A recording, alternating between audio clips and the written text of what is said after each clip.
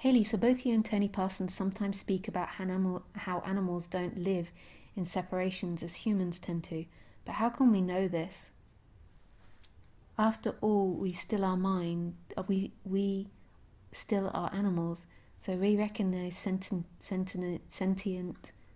conscious characters and personalities, etc. in other animals. So perhaps the sense of me also arises in some of them, or maybe not. But we can't know, can we? Not that it matters in the end. It doesn't really matter, but I feel like I can really strongly say it. You just see it. You just see that innocence in them.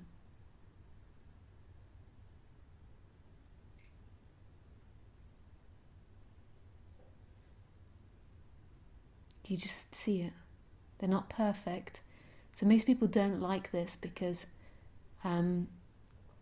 they believe enlightenment is about becoming perfect, and you see the imperfection of animals, and that's terrifying to us. We want to escape this life of birth and destruction. We want to arrive at peace, at only goodness, at only positivity. And we don't want to deal with death. We don't want to deal with the fact that we have to eat other animals in order to survive. We don't want to deal with the fact that we poop and fart and wee and messy and upset people and hurt others. We also do the opposite of that. It's both. But we don't want to accept the fact that we die, that we leak blood, that these animals are vulnerable. So most people reject this because the idea that animals are enlightened doesn't fit in with what the human wants. The human wants this God-like creature. And the animals are subject to death and to pain and decay.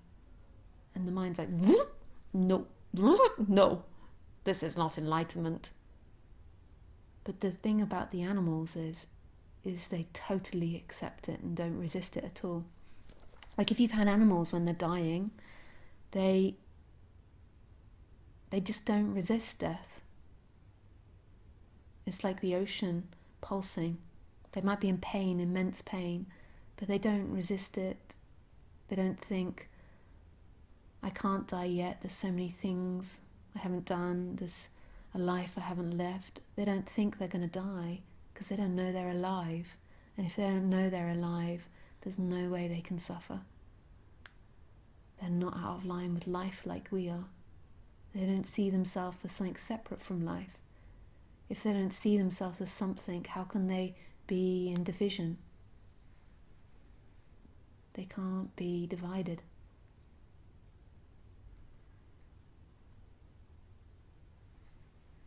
But often we don't like this because we don't want to accept the animal in us.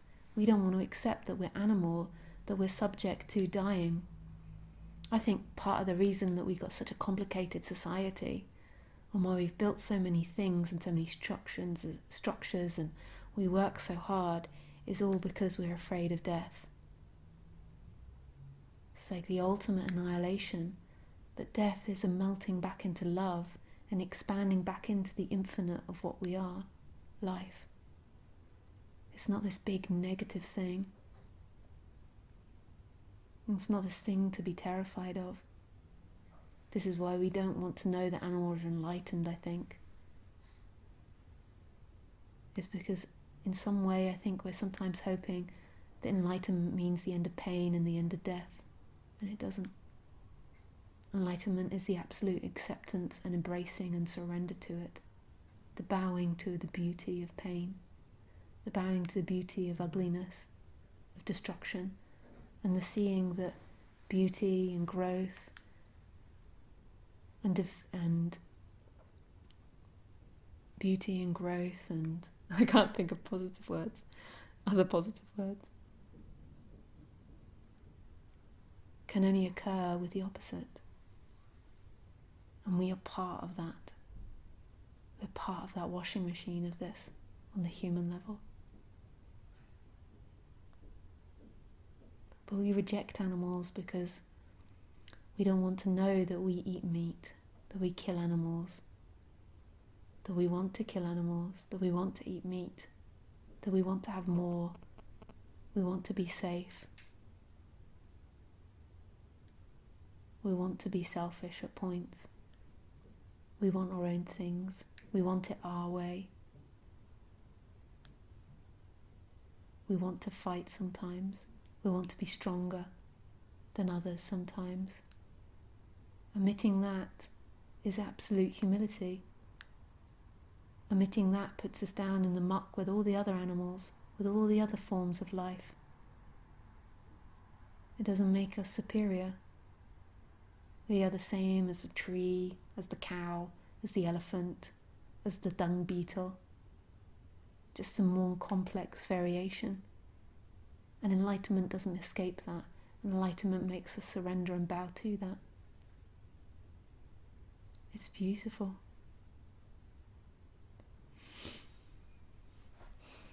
Thanks for that question. That was really beautiful. Hey Chris, Lisa, dear, you are becoming such a strong, loving teacher. Stream after stream, you're getting stronger and wiser. Wisdom is shining more and more. Such a positivity comes out of you, and on all levels. Thanks. Thanks, Chris. Yeah, I feel that too. I feel it too. Sweet. Hi, Mike. Hello, thanks for your inspiration. I started doing talks at nursing homes. Oh, nice, Mike. It's beautiful. I'm sure this message would be really appreciated at a nursing home. Get chills hearing about you talking about animals, Lisa. I agree fully. Animals are absolutely pure, true, innocent love.